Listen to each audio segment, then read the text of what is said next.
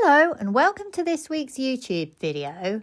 Every 4 weeks I do a Procreate video where I try and transfer my fine art painting skills to Procreate. This week I thought I would focus on brushwork and show you how important your overall knowledge is for successful strokes. I will be showing you this terrier artwork that I did recently. First of all, let's have a look at the reference photo I used. When I'm out and about, I tend to snap any unsuspecting dogs I see. This one was fast asleep on a pub floor, so it has a very natural pose to it. I wasn't totally sure what I was going to do with it before I started, so I allowed the painting to develop as I went along. Getting your brushwork correct can seem really overwhelming. Understanding that your painting strokes do not exist in isolation is important. There are many factors that will affect the outcome of your art in Procreate. Here are 5 important tips that will help you improve your brushwork. Number 1, choose a limited number of brushes. It can be very tempting to buy lots of brush sets, and I have bought a few different packs myself, but I always end up circling back to Procreate's own brushes. In reality, brushwork isn't about the number of brushes you own. It's about how well you understand and control them. I have a few core ones that I use all the time, and they all make different marks. Because I use them often, I have really learnt how to get the best from them. This then gives the advantage of your artwork developing its own style, as you will tend to use the brushes in a similar way. By sticking with a consistent set, you'll not only build confidence and speed, but your work will also develop a more cohesive and recognisable style. Once you've truly mastered a core set of brushes, experimenting with new ones becomes much more intentional rather than overwhelming. You cannot rush this process, it takes time. The brushes I have used in this painting are the turpentine brush, the wet acrylic, 6B compressed, and the carbon stick. There are no adjustments on these brushes, they are per Procreate default settings. If you watch any of my other Procreate videos on my channel, you will see I use a lot of the same brushes in my digital art. These are the ones I feel most comfortable with. Your selection may be different, but whatever it is, stick with it and practice them over and over again. Number 2, adjust, adjust, adjust. I am always adjusting the size and opacity of my brush.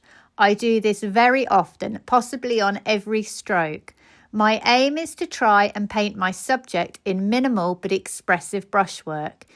You will see quite often in this painting, if you watch back the time lapse, I undo whole areas. I do this because I can see I have overpainted them and my brushwork is no longer fresh and expressive. Number 3, layering and building texture. I will briefly mention my layers. I have done this artwork on 4 layers. I start a new layer when I have got to a point that I like what I've done and want to preserve the brushwork. This way it becomes easy to delete additional layers that may have gone wrong. I find the layers panel useful for this. This is how I use it. I switch between my selected brushes often. In this painting, you can clearly see the different strokes. In this background, you can see both the wet acrylic and turpentine brush. In the dog, you'll see a combination of both those brushes and also my 6B compressed and my carbon stick. All these brushes make different marks, and this gives me a painting that is expressive and textured.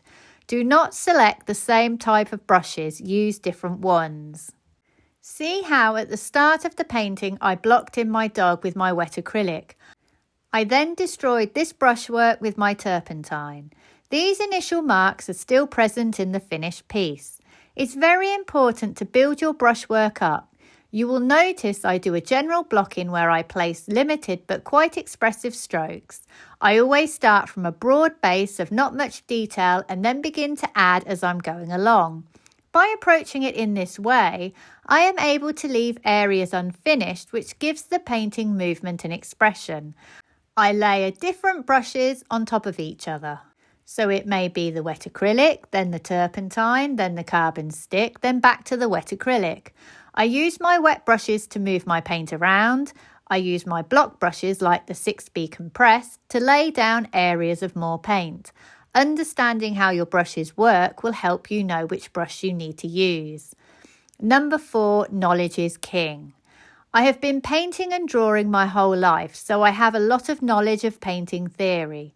I understand the essentials that you need to make a successful piece of artwork. These are drawing, value, edges, temperature, and colour. My knowledge of these elements guide the decisions I make, regardless of whether I am painting in oils or doing something in Procreate. How do I know that I need to lay colourful strokes around my dog to integrate him into his background? I know this because I understand temperature. I know what colours I have been selecting from my colour picker for my dog, so I know I have to lay a warm next to a cool. I know that they have to be of similar value to what's already down there. I know that this then gives me 2 choices, block colour with a lighter value selection, or more saturated colour with a transparent stroke. Depending upon what I decide to do depends on what brush I select. I opted for the second one. The only brush that I am using that will give me the effect I want is the wet acrylic. The brushes will not tell you what to do. You have to understand the outcome you want. If your painting is looking off, ask yourself, how good is my painting theory knowledge generally? Because your issues will only ever be with your drawing, value, temperature, edges and colour. If you understand what is wrong, you can fix it, and often the brushwork becomes less important. Number 5, study traditional methods. This leads me on to my last point. Look at traditional artists. If you want to paint loose expressive paintings like Anders Zorn, John Singer Sargent or even Richard Smith, try and understand their painting process. I have a video on my channel where I do a master copy in Procreate of a John Singer Sargent painting. This is a good one to start with. You can learn a lot from looking at how they applied their brushwork, selected their colour and manipulated their edges. This will then help you put these principles into your own work. To recap then, choose a limited number of brushes. Adjust your brush continuously. Layer up your brushwork and build texture. Improve your knowledge on painting theory. Do some master copies of the great painters like Sargent and Zorn. I hope you have enjoyed today's video and found it useful. Please like and subscribe if you can, and check out my website sarahhallidayart.com, where you will find examples of my work and also details of online classes that I run. Thank you for watching and see you for the next one.